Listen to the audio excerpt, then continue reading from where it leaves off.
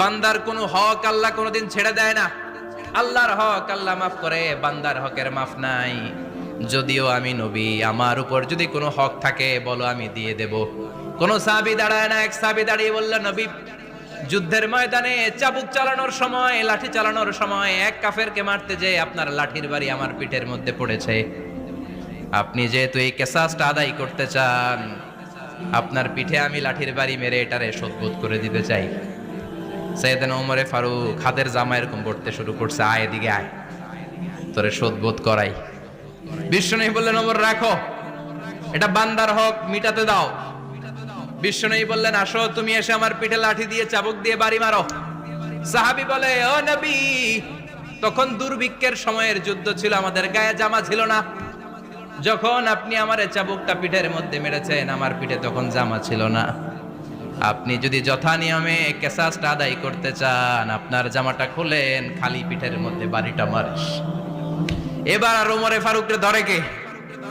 এদিকে আয়, তোরে দেখাইতেছি। বিশ্বনবী বললেন, ওমর থামো, মারতে দাও। বিশ্বনবী উনার জুব্বাটা উপরের দিকে উঠালেন, পিঠের মধ্যে বাড়ি দেওয়ার জন্য ওই সাহাবীকে ডাকলেন। ওই সাহাবী বিশ্বনবীকে পিছন দিক থেকে জড়িয়ে ধরে ওই মোহরে নবুয়তের মধ্যে চুমু দিয়ে ফেলেছে।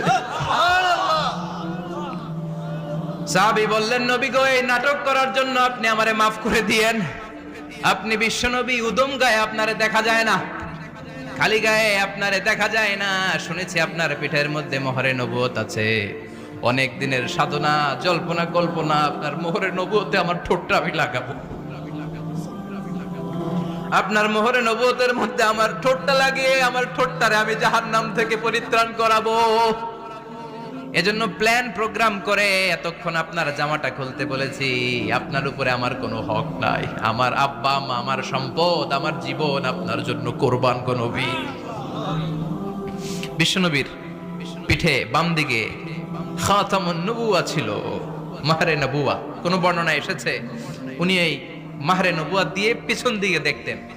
বিশ্বনবী যখন নামাজ পড়তেন উনি বলতেন, ইস্তাকিমু ওয়া'তাদিলু ইয়ারহামুকুমুল্লাহ, কাতার সোজা করো, ফাঁকা জায়গা বন্ধ করে দাও, কারণ আমি সামনে যেমনি দেখি পেছনেও তেমনি দেখি।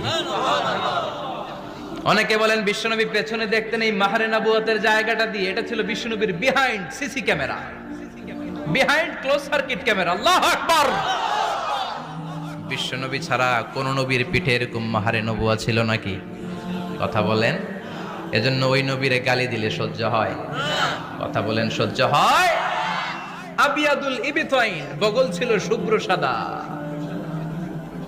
আমাদের বগল কি সাদা? দুর্গন্ধ, কুৎসিত, কালো, তাই না? বিশ্বনবীরটা কালো? কথা কোন? শুভ্র সাদা। আমরা দোয়া করি এভাবে। বিশ্বনবী মাঝে মাঝে দোয়া করতে করতে, বৃষ্টির জন্য যখন দোয়া চাইতেন, আরাফার ময়দানে যখন দোয়া চাইতেন, দোয়া করতে করতে হাতটারে উপরের দিকে করতেন। সবাই এরকম হাত তোলেন, সবাই হাত